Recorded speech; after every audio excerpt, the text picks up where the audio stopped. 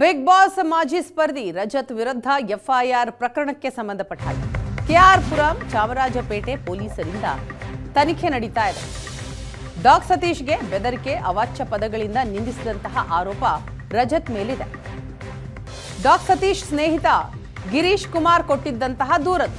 ಆ ದೂರಿನ ಹಿನ್ನೆಲೆ ಎಫ್ಐಆರ್ ದಾಖಲಾಗಿದೆ. ಸದ್ಯಕ್ಕೆ ದೂರು ಕೊಟ್ಟಿದ್ದ ಗಿರೀಶ್ಗೆ 3 ಬಾರಿ ನೋಟಿಸ್ ಕೊಡಲಾಗಿದೆ. ಬೆದರಿಕೆ ಆಡಿಯೋ ಮೆಸೇಜ್ಗಳು ಎಫ್ಎಸ್ಎಲ್ಗೆ ರವಾನೆ ಮಾಡಲಾಗಿದೆ. ಬೆದರಿಕೆ ಹಾಕಿದ್ದು ಸಾಬೀತಾದರೆ ಮತ್ತೆ ರಜತ್ಗೆ ಬಂಧನದ ಭೀತಿ ಇದೆ. ಬಿಗ್ ಬಾಸ್ ಮಾಜಿ ಸ್ಪರ್ಧಿ ರಜತ್ ವಿರುದ್ಧ ಒಂದಲ್ಲ ಒಂದು ಆರೋಪಗಳು ಕೇಳಿ ಬರ್ತಾನೆ ಇದೆ. ಈಗ ಕಳೆದ ಬಾರಿಯ ಬಿಗ್ ಬಾಸ್ ಸೀಸನ್ನ ಸ್ಪರ್ಧಿ ಡಾಗ್ ಸತೀಶ್ ಅವರ ವಿರುದ್ಧ ಅವಾಚ್ಯ ಪದಗಳಿಂದ ನಿಂದಿಸಿದಂತಹ ಆರೋಪ.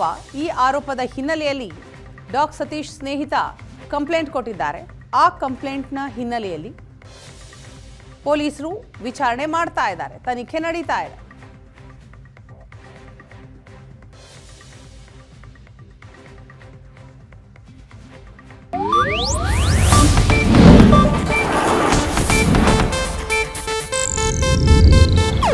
ಇದು ಏಷ್ಯಾನೆಟ್ ನ್ಯೂಸ್ ನೆಟ್ವರ್ಕ್ ಪ್ರಸ್ತುತಿ.